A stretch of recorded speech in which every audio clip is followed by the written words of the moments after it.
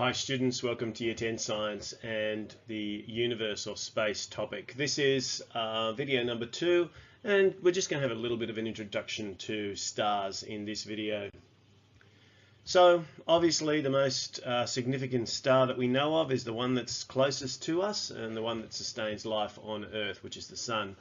Stars generally are giant balls of hot glowing plasma. That is, that the temperatures are so high that the electrons don't remain with the atoms and they move around. And so as a result, we've got the fourth type of matter, which is called plasma.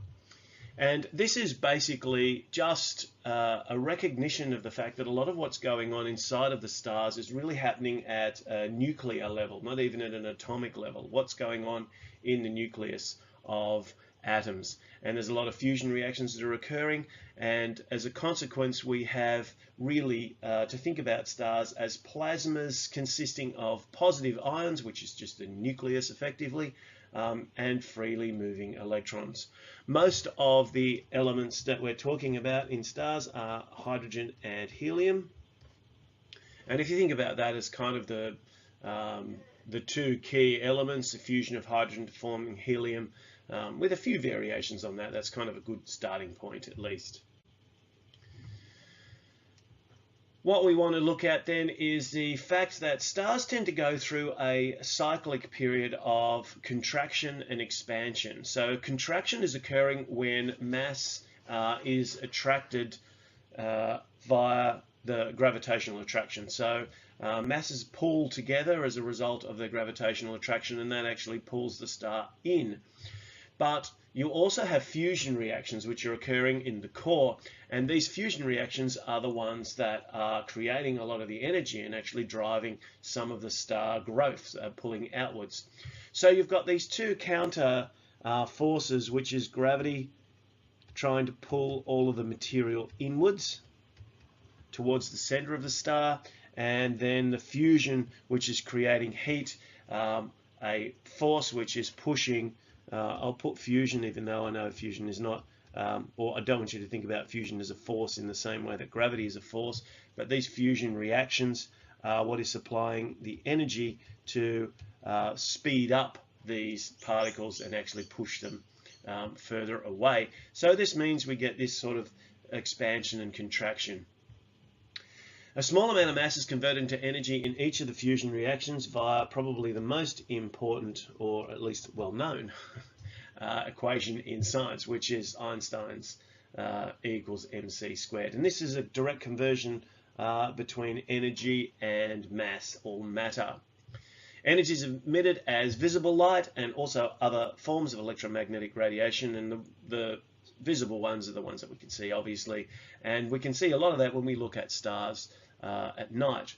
But the component of the electromagnetic spectrum in the visible section is not the only type of electromagnetic radiation that's being released by stars.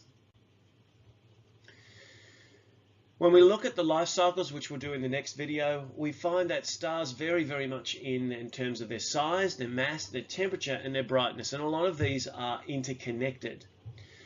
The most fundamental of all of these properties is the mass, and in fact when we look at what happens to stars as they go through their life cycle, this is very tightly tied to how large they are, how much mass they have within them.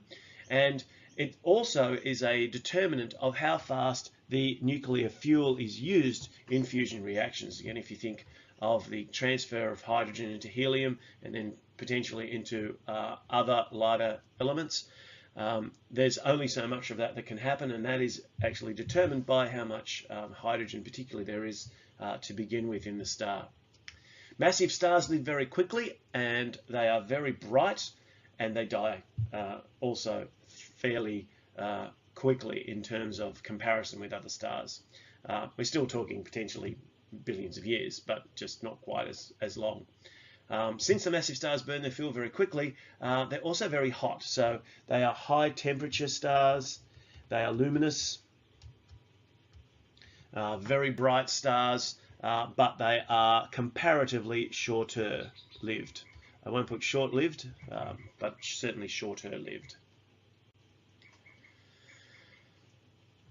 colours of stars is determined by the surface temperature, and you can do a very simple experiment to identify that just by connecting a light globe into a basic circuit with your power packs. Start at 2 volts and slowly increase the voltage to 4, 6, 8, 10. We've done this in class with the little light meters that we used on our phones, and you can actually see the luminosity, the amount of light that's being given off, is increasing as we increase the voltage, but also you can see some slight color changes as we start with a kind of a very orangey kind of a glowing filament that shifts into the yellow range and then into the white range.